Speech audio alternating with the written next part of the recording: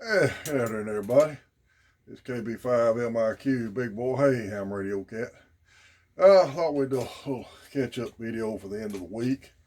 Um, Hit 590 subscribers. Thank y'all. Really appreciate it. I enjoy getting these out for y'all. Enjoy having the help I got from Cody, Jeff, and Tim. And I'm going to do a giveaway at 600. I would start it today, but I don't have the books in hand yet. I'm giving some more books away. I haven't quite decided how I'm going to do it. A lot of people ask me why I'm giving books away, or older books especially. Well, like I said before, I think books are a good way to learn this hobby, a good way for reference. Uh, Everything in an older book concerning propagation, antenna builds, operating practices are still valid. Those really don't ever change. Of course, it may not cover digital technologies and things like that, but still. And one of the subjects I'm going to get into today, we're going to talk about that in a minute. I'll get back on social media stuff in a minute. I got a few mentions I want to make here while I got it on my mind. Y'all be sure to check out Vern Six's channel, KV5SIX. He's a good ham operator, does a lot of poding. He's been doing a lot of help supporting the wildfires, people affected by the wildfires in West Texas. Y'all be sure to check him out. He's done a lot of good work there. I read the best reason that made more sense on why not to use a UV5R bail phone. I know people have trashed them, love them. They're a love-hate relationship. I got one, and I got the 8-watt version. I like them. But like I said before, if I'd have had access to Yaesu FT4X, well, I won one, I wouldn't own a bail phone. That's the best talkie I've ever used as far as easy programming, that I can program it manually. But the bail phones are there, people use them. But this guy right here, and he's got a YouTube channel, Kilo Oscar Lima Whiskey Charlie. Make sure I got his call right. I got his, let's see, yeah. Kilo Oscar Lima Whiskey Charlie. He's got a good YouTube channel, and he posted on Twitter the other day about one of the faults of a UV5R. And I'd never thought about this. A lot of people might not ever experience this. But if you take that like to a NASCAR race, a high RF environment, because they use a lot of radios there, the thing goes completely deaf. It doesn't have enough sensitivity built into it, I guess, to operate in a high RF environment where one of the bigger three, Highcom, Kenwood, or Yaesu might. So, Kilo Oscar, Lima Whiskey Charlie, thank you. That was the best explanation I've ever heard against a bail phone. We've had a new tech check in with us this week, Whiskey 4 KZO. He's a new tech, got to check in with us on 10 meters other than that. Glad to have him on board. KB4JOG's a new listener of mine, and sent me a real good email and said our videos helped him upgrade. He must have went the same route I did, novice tech, upgraded his license to tech. He also sent me some pictures of a new 10-meter vertical he's got up. I'm going to tag him on the end of here. Kilo Oscar 4 CRU, I got your card. Thank you. Appreciate it. It's on the wall.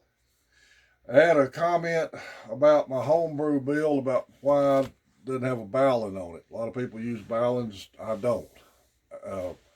My explanation is my builds are pretty simple.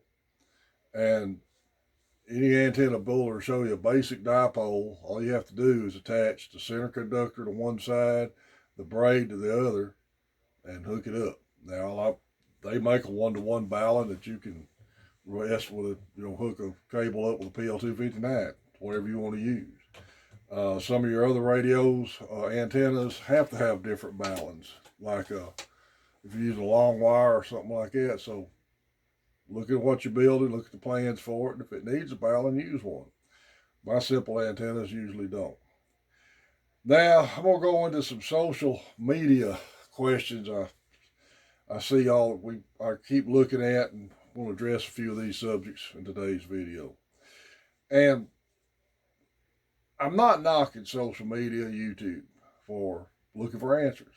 I'm a YouTube mechanic myself. If I got a problem with a car or something, I don't mind looking up on YouTube. I built a couple of AR-15 lowers using YouTube because I had never done a trigger group on one. But here's where social media can help you, and here's where I think it can be a hindrance in ham radio. If you've got a knowledge of the subject you're looking up, whether it be radios, guns, mechanics, and somebody shows you on YouTube a way to do it, or social media answer helps you, that's fine. You've already got the basic knowledge on it. But if you don't have any knowledge at all about, say, antennas, and you ask a question and you get an answer, that's fine. But you haven't learned any of the theory or technology behind it or how that answer works. That's why I try to promote books and doing your own research. There's nothing wrong with social media and YouTube, but this is why I promote this, and this is why I try to give these books away when I do a giveaway. This for reference, I've got every manual and my ARRL handbooks up here on the shelf right now. Everything I've got is handy in case I need to look something up. So let's look at a few of these for today. All right. This guy had a question about acceptable use of cable. He's saying RG8X for HF, RG8U, LMR 400 for VHF, UHF. It gets back to the Dodge versus Chevy question. Any of that would work. Now, this is just my personal use and kind of my personal rule of thumb. And HKV, W5 HKV got me to using these years ago when I first got in the hobby back in 91. He'd been in the hobby since the 70s, and he does the same thing. We pretty much use RG8X. It's easy to handle. It's easy to move in and out. It's a little more flexible on pulling it through things. If you're not over 100-foot run of RG8X, on HF especially, and you're not using the amp, I think it's fine. And a lot of operators will agree with me. I've read where a lot of operators agree with that. Of course, you got these guys that are really studying loss and all that will say we're crazy, but I've used it for years with good luck. Now, I use RG8X for VHF, UHF, FM. I'm just doing repeater work. Now, if you was going to do single sideband or moon bounce or running an amp or something like that, then yeah, I'd say you need to upgrade coax. But for just average ham use on HF barefoot, I think RG8X is fine. Here's another one. And this gets back to just asking a question without any prior knowledge of why and taking at face value what you get on social media. With the right equipment, the best equipment, how far can a technician licensed expect to be able to transmit and receive on the allowed frequency bands? I know terrain and weather can factor in, but generally speaking, how far? Now, that is a wide open question. Because technician has voice op privileges on 10 meters. My nose itch, excuse me.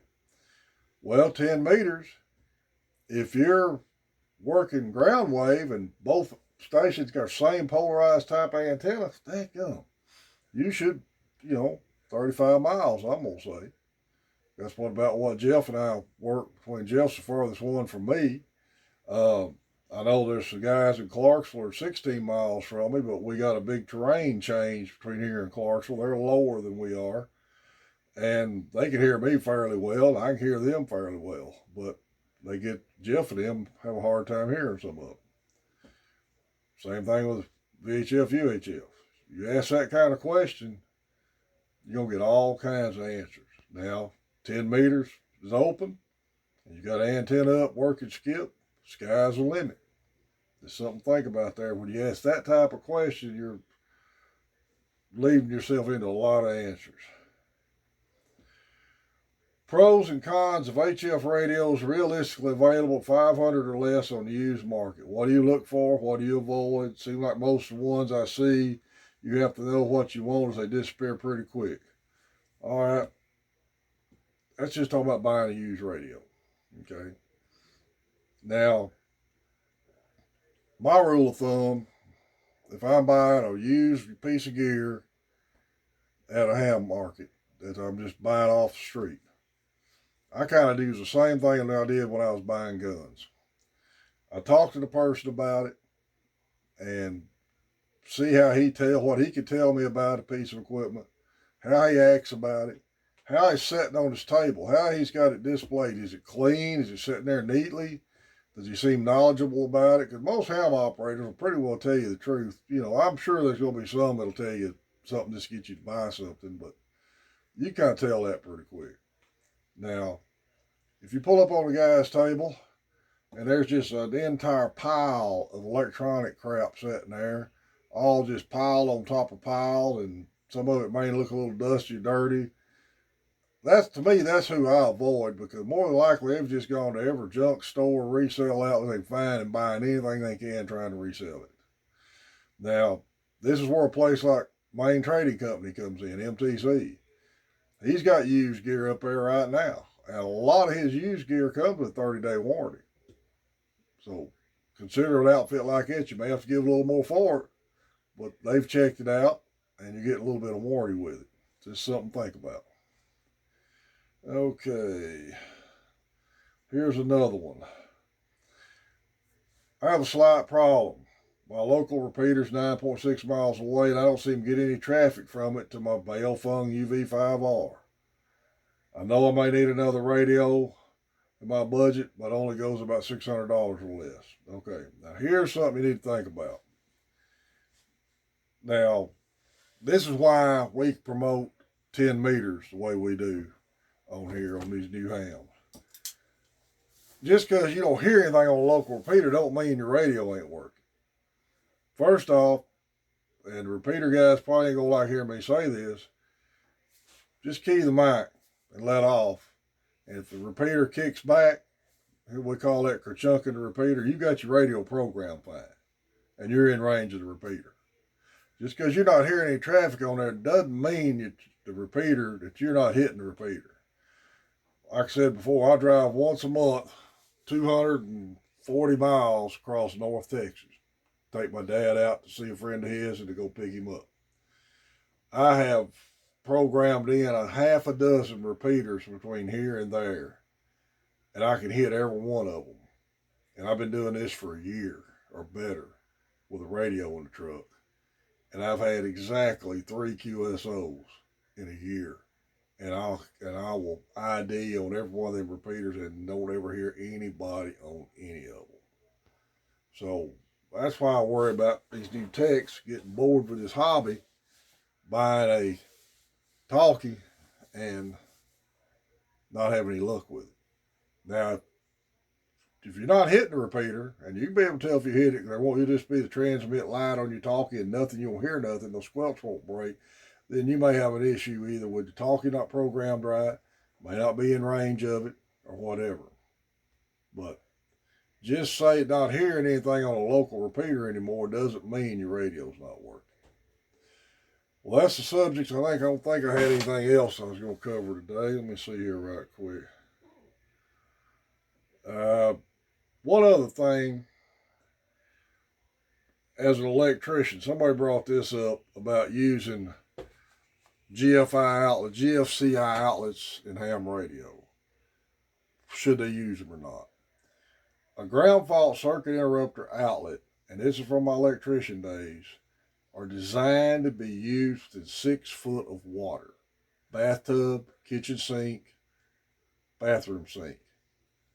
And outside where there could be anywhere water involved. Because they're designed to trip almost instantly.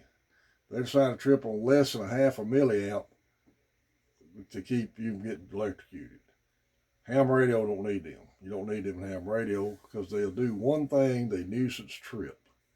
And when I was doing electrical work, we was told never to put one up for somebody that they might plug a refrigerator or freezer into it, because sooner or later it's going to nuisance trip. You're not going to know it. Former father-in-law of mine did that. And I told him, don't hook that freezer to that outside outlet. And he did anyway. In about 3 months, I was up there running him another outlet because it tripped and he lost everything in his freezer because he didn't know it. Ground fault circuit interrupters, you don't need them in ham radio. All right. Well, hope all this made sense. I do appreciate everybody's comments, emails, cards, and I meant to mention this earlier on cards. Guys, anytime you talk to a new ham on 10 meters, I don't send them out for 2 meter contacts, but if you're on the low band, especially 10 meters, and you talk to a new tech and you got some cards there, just send him a card, put a little note on there, welcome to the hobby. Glad to see you on there. Hope to work you again. That helps promote the hobby, make them guys be showing more interest in it, and help keeping this hobby going. All right, y'all remember Main Trading Company in Paris, Texas? I was up at the store the other day. He's got a lot of stock back in stock, got a lot of used gear. He's getting his store redone, and hopefully he's talking about doing an open house or a sidewalk sale or something here pretty quick. So maybe we'll see some of y'all there. Uh, Farmersville Amateur Radio Club, Farmersville, Texas. First Saturday every month, they do a sidewalk sale. And in fact, I'm going to it next month. I'll have their info tagged here on the end of that. I'll have a picture of the guy who commented. I mentioned his call sign earlier of his antenna on the end of this thing. As soon as I hit 600, we're going to do another giveaway. I'm going to give a couple more books away, and I'm trying to figure out how we're going to do it. Remember your Facebook pages, Ham Radio Flea Market Trading Post, Ham Radio, Amateur Radio Elmer's, Texas Amateur Ham Radio, club pages, 4 States Amateur, Shreveport Amateur, Dallas, Cowtown Amateur, all good avenues for ham radio related stuff. I did get to do something this week I meant to mention earlier. Saturday I went up and had lunch with all the Red River County hams out north of Clarksville, and I really enjoyed getting to meet all them guys. So I'm going to try to do that on a little more regular basis. If you got a chance to meet up with hams your local area, do it. Meet up, that way you know who you're talking to and might be able to figure out what to help each other out. Remember, watch out, cat, don't knock my phone. Remember our 10-meter round table, Mondays, Tuesdays, Thursdays, Friday nights, 28,450 or up. The band's been open a little bit, so you may have to look for us. We was up on 485 the other night, 7:30 Central Standard Time. KB5 MIQ is my call. My email's on my QRZ page. Feel free to drop me an email. KB5 MIQ, big boy, 73.